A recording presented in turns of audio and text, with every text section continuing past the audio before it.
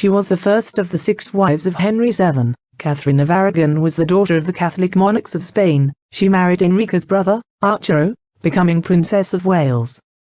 When Arthur Tudor passed away, and for Henry VII's fear of losing the alliance and the dowry received by the kings of Spain, he rushed to marry her to the next line of succession. This is how Catherine became Henry VIII's wife.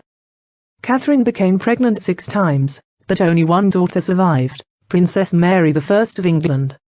The marriage lasted 18 years, until Henry VIII began to worry seriously about the need for a male heir.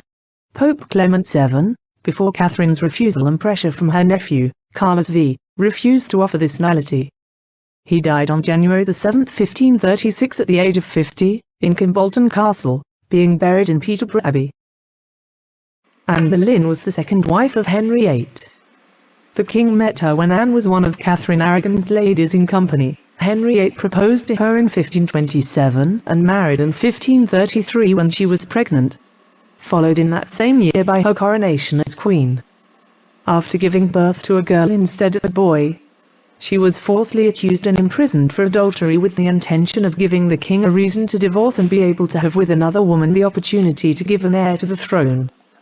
In 1536 she was executed along with 5 men in the Tower of London, for adultery and incest. 3. Jane Seymour.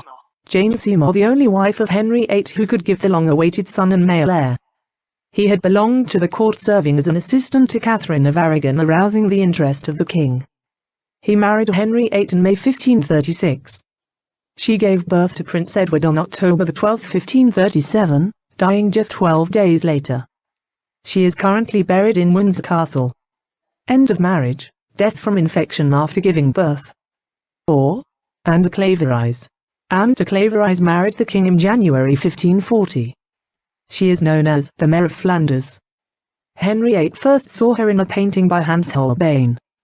Upon meeting her in person, he found her unattractive and began to seduce one of his bridesmaids, Catherine Howard. She was rewarded with properties, including Hever Castle.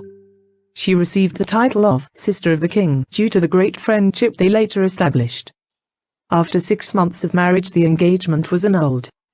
She is buried in Westminster Abbey. End of marriage, divorce. 4. Catherine Howard became, in July 1540, the 5th of Henry VIII's wives. She was Anne Boleyn's cousin and had a long career of love affairs since she was 12 years old.